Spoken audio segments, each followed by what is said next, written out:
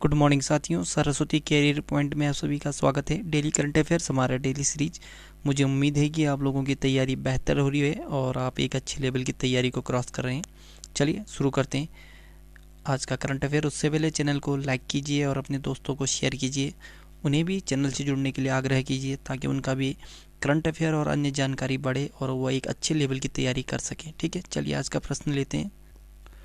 Tokyo Olympic 2021 में भारतीय wrestler Bajrang Punia ने कौन सा पदक जीता है? तो कांस्य पदक। ठीक है, भारतीय पहलवान बजरंग पुनिया ने पुरुषों के 65 किग्रा फ्री स्टाइल में ब्रांज मेडल या कांस्य पदक जीता है। ठीक है, ओलंपिक में बजरंग का यह पहला मेडल है। ब्रांज मेडल मैच में बजरंग ने कजाकिस्तान के पहलवान डावलेट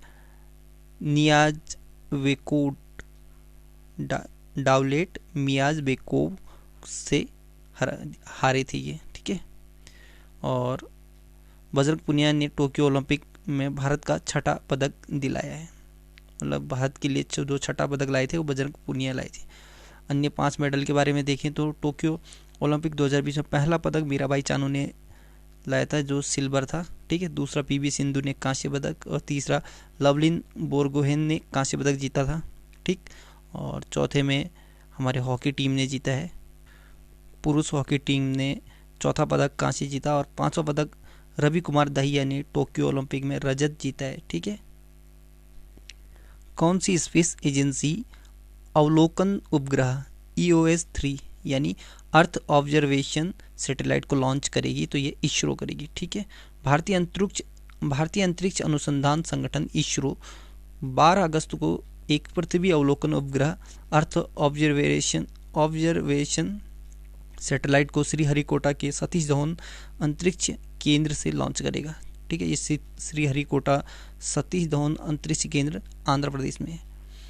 यह उपग्रह EOS-3 या GSLV F10 की 14वीं उड़ान में ले जाया जाएगा जो उपग्रह को भूतुल्यकालिक कक्षा में स्थापित करेगा। यह अत्याधुनिक उपग्रह प्राकृतिक आपदाओं जैसे बाढ़ और चक्रवात, जल निकायों की निगरानी, फसलों वनस्पति की स्थिति, वन आवरण परिवर्तन आदि की वास्तविक समय की निगरानी में सक्षम होगा। इसरो ये भारत की स्पेस एजेंसी है। Indian space research organisation ISRO का फुल फॉर्म है भारतीय अंतरिक्ष अनुसंधान संगठन, हिंदी में कहते हैं। बंगलुरु कर्नाटक में मुख्यालय है। 15 अगस्त 1969 को स्थापना हुआ था। विक्रम साराभाई इसरो के संस्थापक थे और वर्तमान में इसरो के अध्यक्ष हैं के सिवन और पहले अध्यक्ष थे विक्रम साराभाई स्वयं। ठीक है, इसरो के सूर्य अध्ययन मिशन का नाम है आदित्य L1। भारत के अंतरिक्ष का पितामह किनको माना जाता तो विक्रम साराभाई को।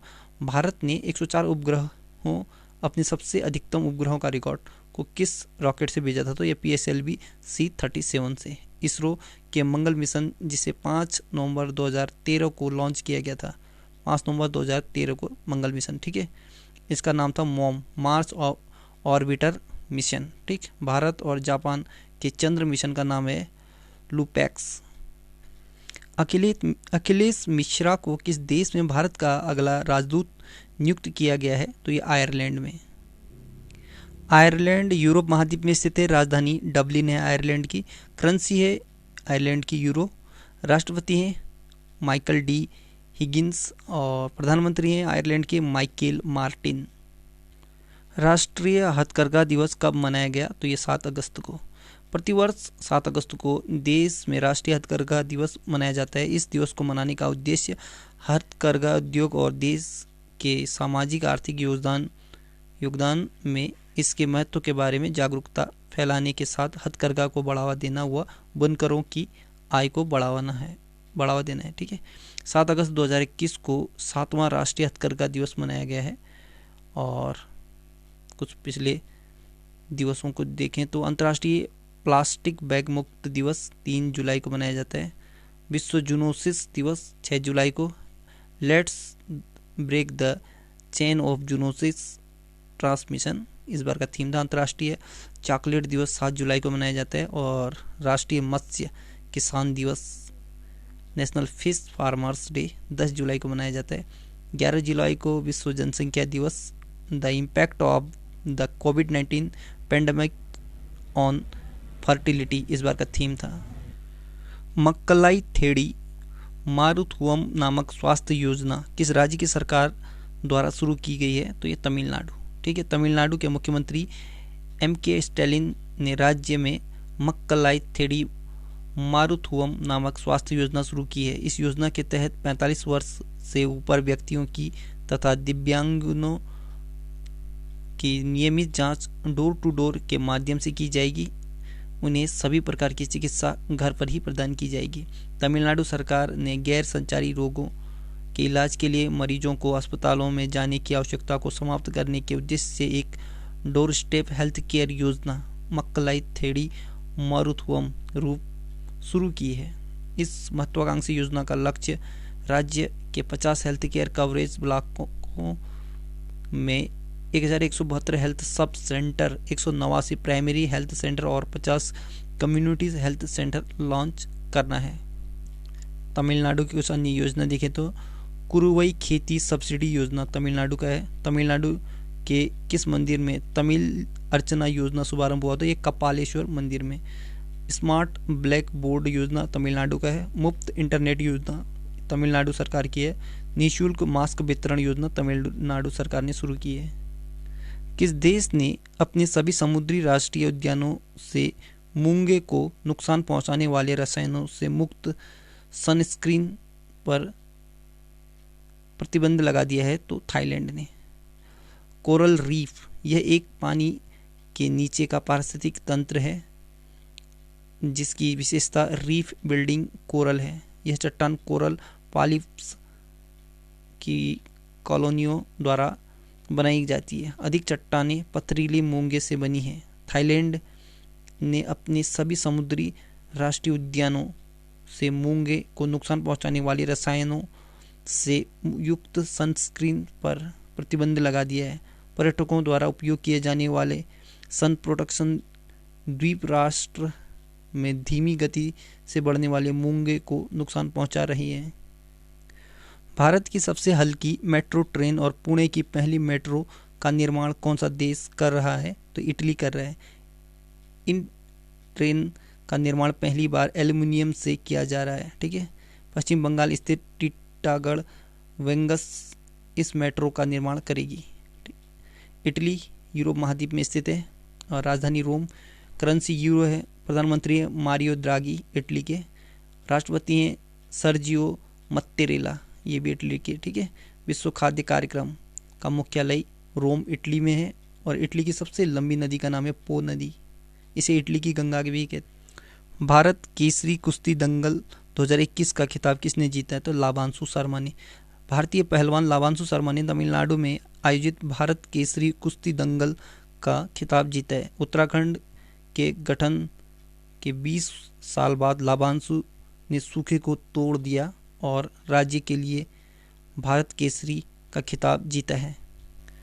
US agency for international development USAID ने किस भारतीय मूल की महिला को अपना मिशन निर्देशक नियुक्त किया है? तो ये वीना रेड्डी को। United state agency for international development स्थापना 3 नवंबर 1961 को हुआ था। वाशिंगटन DC अमेरिका में मुख्यालय है और सामंथा पावर अध्यक्ष हैं। पद्म सचदेवा का निधन हो गया है। इनका संबंध किस क्षेत्र से था? तो ये कवित्री हैं। ठीक है, कवि से था। पद्मश्री पुरस्कार से सम्मानित डोगरी भाषा की पहली आधुनिक कवित्री पद्मा सचदेवा का 81 वर्ष की उम्र में निधन हो गया है। वर्ष 1971 में इन्हें साहित्य अकादमी पुरस्कार से सम्मानित किया गया था। 2001 में पद्मश्री से सम्मानित किया गया था। तो साथियों, कुछ स्टैटिक जीके देखें तो कौन सा भारतीय स्वतंत्र भारत का पहला गवर्नर जनरल बना? तो सी राजगोपालाचार्य। ठीक, कलकत्ता में महाकाली पाठशाला की स्थापिका या संस्थापिका कौन थी? तो संत माताजी महारानी तपस्विनी। महाकाली पाठशाला ये कोलकाता में खोला गया था संत माताजी महारानी तपस्विनी द्वारा। ठीक, भारत की आज़ादी के समय कांग्रेस के अध्यक्ष कौन थे? JB कृपलानी थे। Who lives if India dies ये किताब है पंडित जवाहरलाल नेहरू की। प्लेग्स एंड पीपल्स ये किताब विलियम्स विलियम एच मैकनेल ने लिखा था इसे। Plagues and peoples, William H McNeill द्वारा लिखित किताब है ये। इंडियन स्टैंडर्ड टाइम और ग्रीनविच मीन टाइम के मध्य कितना अंतर है, तो ये 5.5 घंटे। ठीक, ये बार बार पूछा जाता है। सोमपेन कहाँ का असुरक्षित आदिवासी समूह है, तो ये सोमपेन अंडमान निकोबार द्वीप समूह का असुरक्षित आदिवासी समूह है या जनजाति है। कौन सा अक्षांश अंडमान द्वीप समूह और निकोबार द्वीप समूह को अलग करता है, 10 डिग्री उत्तरी अक्षांश। संविधान के किस अनुच्छेद में स्त्रियों की विशेष प्रसूति अवकाश दिए जाने का उपबंध है, तो अनुच्छेद 42 में। फाउंटेन पेन के आविष्कार वाटरमैन थे। तो साथियों, आज का करंट अफेयर यहीं पे समाप्त होता है। कल एक नई सीरीज के साथ फिर हाजिर होंगे, तब तक के लिए good luck, have a nice day, आपका दिन शुभ हो।